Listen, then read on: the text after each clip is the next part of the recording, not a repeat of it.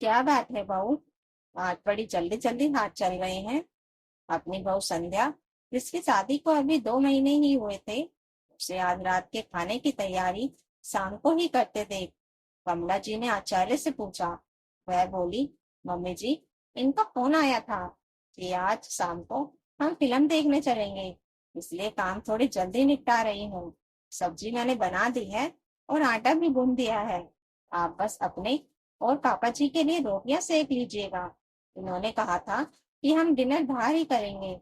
संध्या थोड़ा शर्माते हुए बोली, फिल्म देखने? लेकिन अभिषेक ने तो मुझे कुछ बताया ही नहीं। कमला जी मन ही मन गुदगुदाने लगी। बहू की बात सुनकर कमला जी को अपनी सहेली वंदना की कही बात याद आ गई। वंदना जी अक्सर कहती थी, ये बहुएं ना, पता नहीं आते ही हमारे बेटों पर क्या जादू कर देती हैं। ये बेटा ही पराया हो जाता है। ना कुछ पूछने की जरूरत समझते हैं, ना बताने की। बस दोनों मियाँ बीवी अपनी मर्जी से सारे काम करते हैं। थोड़ी छूट देते ही बहू हमारे बेटे को हमसे दूर कर देती है।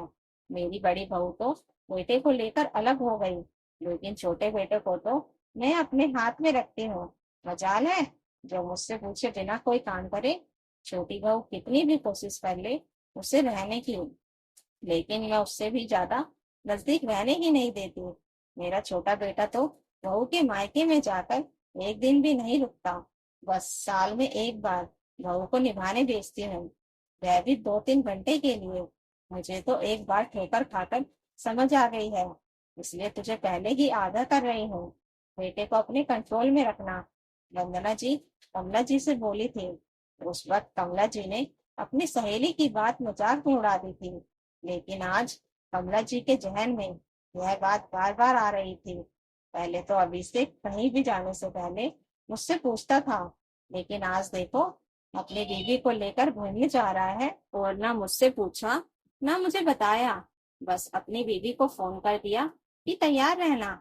जरूर बहू ने ही दबाव डाला होगा, नहीं तो मेरा अभिषेक तो ऐसा नहीं था, हर बात मुझसे पूछता था। नहीं नहीं, मैं अपने बेटे को खुद से दूर नहीं होने दूंगी। इधर संध्या फटाफट काम करके अपने कमरे में तैयार होने गई और इधर कमला जी का मन बेचैन था कि कैसे बेटे को खुद से बांध कर रखे। कमला जी अपने कमरे में चहलकदमी कर रही थी, फिर उन्हें थोड़ा दर्द भी होने लगा। तभी घर की डोरबेल बजी। संध्या ने जल्दी से दरवाजा खोला। सामने अभिषेक को देखकर उसके चेहरे पर मुस्कान आ गई। अभिषेक ने संध्या को तैयार होकर देखा तो आंखों से इशारा करते हुए कहा, बहुत सुंदर लग रही हो। बेटे बहू को खुश देखकर आज कमला जी को पता नहीं क्यों अच्छा नहीं लग रहा था। वह अपने कमरे में सिर पर पट्टी बांधकर लेट गई। श्याम जी भी कमरे में अपना उपन्यास पढ़ रहे थे। अपनी पत्नी कमला को लेटे देख बोल पड़े, क्या हुआ अभिषेक की माँ, कुछ तकलीफ है क्या? हाँ, सिर में बहुत दर्द हो रहा है, जी भी घबरा रहा है। अभी अभिषेक भी कमरे में आ गया। शायद माँ को बताने आया था कि वह दोनों बाहर जा रहे हैं, लेकिन माँ को उन्हें बिस्तर पर लेटा देख पूछने लगा, क्या हुआ माँ, आपकी तबीयत ठीक नहीं है क्या? अरे बेटा, कुछ नहीं, लगता है गैस बन गई है। तेरी माँ को मैं चूर्ण दे देता हूँ, ठीक हो जाएगी। श्याम जी कुछ कहते उससे पहले ही कमला जी बोल पड़ी, आप अपना चूर्ण अपने पास ही रखिए, मुझे नहीं खाना। तबीयत खराब है तो खराब रहेगी, कौन सा किसी को मेरी फिक्र है। बेटा, तुम लोग जाओ घूमने, हमारा क्या है।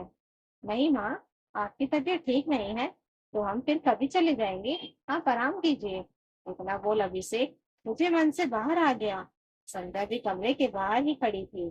अभिषेक का चेहरा देखकर वह समझ गई कि बाहर जाना कैंसिल हो गया है। वह चुपचाप अपने कमरे में जाकर कपड़े बदलने लगी, लेकिन उसका मन टूट रहा था। सुबह तक कमला जी बिल्कुल ठीक हो गई थी, क्योंकि दर्द की असली वजह तो बेटे बहू का अकेले बाहर जाना ही था। एक बार तो ठीक था, लेकिन जब अक्सर ही कमला जी ऐसा करने लगी तो अभिषेक और संध्या को अजीब लगने लगा।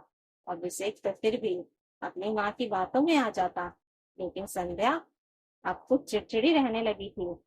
संध्या के मम्मी पापा की 25वीं सालगिरह पर उन्होंने संध्या को सपरिवार न्योता दिया था कि 1-2 दिन पहले आकर सारे काम और व्यवस्था में हाथ बटाए, लेकिन कमला जी ने अभिषेक को साफ मना कर दिया। फंक्शन वाले दिन हम सब ही चलेंगे। संध्या को जाना हो तो उसका भाई आकर उसे पहले ले जाए। संध्या का मन बहुत टूट रहा था। वह अभिषेक से भी नाराज रहने लगी कि वह कुछ बोलता क्यों नहीं। आखिर वह उसकी पत्नी है, उसका भी तो कुछ हक बनता है। लेकिन कमला जी शायद अपनी जीत पर खुश थी। कुछ दिनों बाद कमला जी की मुलाकात फिर अपनी परम प्रिया सहेली वंदना से हुई। लेकिन इस बार उसका मुरझाया चेहरा देखकर कमला जी को हैरानी हुई। पूछने पर उनकी सहेली बस पटक पड़ी।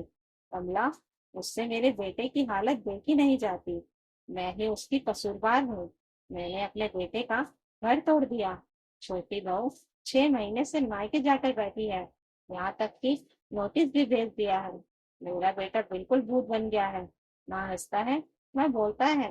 वह मेरे साथ मेरे घर में रहकर भी मुझसे दूर हो गया है।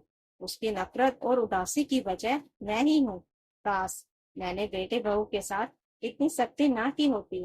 अपने स्वार्थ में मैंने अपने बच्चों की खुशी छीन ली। अपनी सहेली की बातें सुनकर कमला जी सन रह गई। मैं भी तो ऐसा ही कुछ कर रही हूँ। नहीं नहीं, मैं इस तरह अपने बेटे को मुझसे दूर नहीं होने दूंगी। आखिर बच्चों की खुशी में ही तो माता पिता की खुशी होती है। अपने से बांध कर रखने के चक्कर में कहीं ऐसा ना हो कि मेरा बच्चा मुझसे ही नफरत करने लग जाए। जिंदगी तो बेटे बहू को भी साथ गुजारनी है। मैं क्यों बेवजह उनके बीच कलेश का कारण बन रही हूँ। मेरा बेटा तो मुझसे बहुत प्यार करता था, बहू भी इज्जत करती थी। लेकिन मैं ही अपने स्वार्थ में अंधी होकर और दूसरों की बातों में आकर अपना घर तोड़ रही थी। समय रहते मुझे खुद की गलती सुधारनी होगी। कमला जी मन ही मन संकल्प ले रही थी। घर आकर उन्होंने इस बात पर अमल करना भी शुरू कर दिया था। अब उन्होंने अपनी बहू को बेवजह रोकना टोकना बंद कर दिया। धीरे धीरे घर का माहौल भी खुशनुमा रहने लगा। कमला जी संतुष्ट थे कि वह समय रहते उन्होंने यह फैसला ले लिया। नहीं तो पता नहीं क्या होता। तो दोस्तों, अगर आपको यह कहानी अच्छी लगी हो तो कमेंट करके जरूर बताइएगा और नई कहानियों के लिए चैनल को सब्सक्राइब जरूर कर लीजिएगा। Thank you for watching.